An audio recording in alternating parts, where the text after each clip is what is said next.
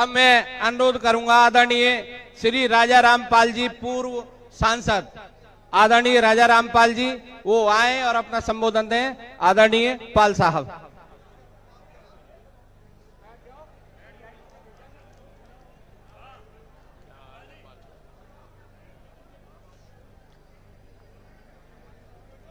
आज इस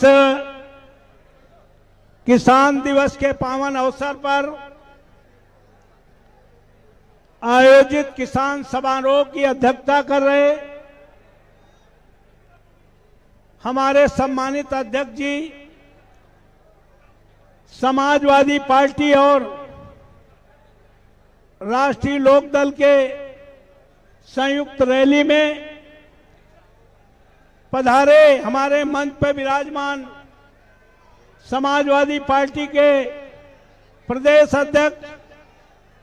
आदरणीय नरेश उत्तम पटेल जी, राष्ट्रीय लोकदल के हमारे प्रदेश अध्यक्ष, दोनों पार्टियों के सम्मानित नेता मंच पर विराजमान चौधरी विजेंद्र सिंह जी,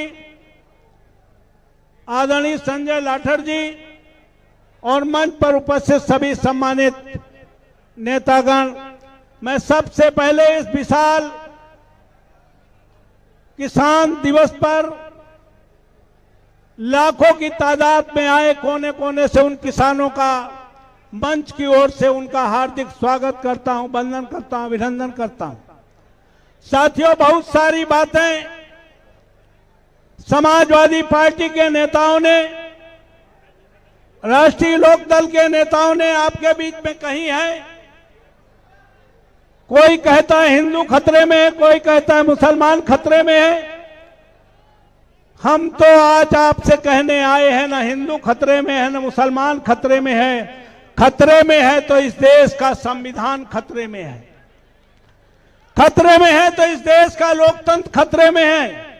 ये बात राजा रामपाल नहीं कह रहे। आजादी के इतिहास में पहली बार सुप्रीम कोर्ट के चार जज जब अपने चैम्बरों से निकलकर प्रेस मीडिया के सामने ये कहने के लिए मजबूर हो जाएं कि भारत का लोकतंत्र खतरे में, इससे बड़ी कोई खतरे की घंटी हो नहीं सकती। जब चीफ जस्टिस ऑफ इंडिया से, जब देश के मुख्य न्यायाधीश से राफेल खतरे की घंटी हो नहीं सकती। जब चीफ जस्टिस ऑफ इंडिया से, जब देश के मुख्य न्यायाधीश से राफेल के मामले में अपने पक्ष में फैसला कराने के लिए उसकी पुरानी 10 साल स्टेनो से रेप केस लगवाकर राफेल का फैसला आदरणीय मोदी जी अपने पक्ष में करा सकते हैं, तो आप समझ लीजिए कि सुप्रीम कोर्ट भी अपना स्वतंत्र नहीं है। देश की कोई भी संवैधानिक संस्थाएं इंडिपेंडेंट नहीं है। चाहे पश्चिम बंगाल का चुनाव रहा हो, चाहे बिहार का चुनाव रहा हो, और इस समय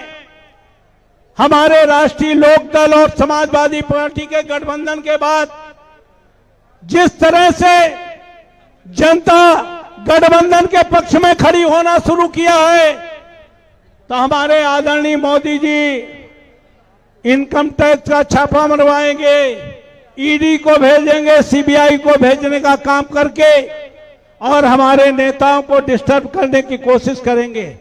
लेकिन मैं आज इस किसान रैली में कहना चाहता हूं कि आप चौधरी चरण सिंह के वंशज हो, आप इस देश की तकदीर और तस्वीर हो, आपको डरने की जरूरत नहीं है। जब आप अंग्रेजों से नहीं डरे तो इन काले अंग्रेजों से डरने की आपको आवश्यकता नहीं है। और गठबंधन जब हो गया है तो किसी ने कहा है जिससे समझौता उससे संघर्ष नहीं, और जिससे संघर्ष उससे समझौता नहीं। तो मैं किसान भाइयों से कहना चाहता हूं, नौजवान साथियों से कहना चाहता हूं, इस देश की आन बान शान और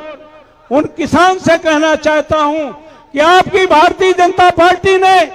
जिस तरह से किसान आंदोलन को कुचलने की कोशिश की है, जिस तरह से युवाओं को ठगने का काम किया है, जिस तरह पूरी देश की व्यवस्था को अस्त-व्यस्त करने का काम किया है, आपको समूचा हिसाब किताब 2022 में इस संयुक्त रैली के माध्यम से आज संकल्प लेकर जाना है कि हम चौधरी चरण सिंह के उस संदेश को किसानों की आन बान शान झुकने नहीं देंगे। मोदी जी टूट गए हैं, योगी जी टूट गए हैं और दोनों नेता बौखला गए हैं। आपके इस सैलाब को देखकर निश्चित तौर पर वो दिन दूर नहीं कि 2022 में उत्तर प्रदेश में अगर आपने योगी का रोकने में सफल हो गए तो 22 में निश्चित तौर पर 24 में आने वाले समय में हम सब मिलकर के मोदी जी को भी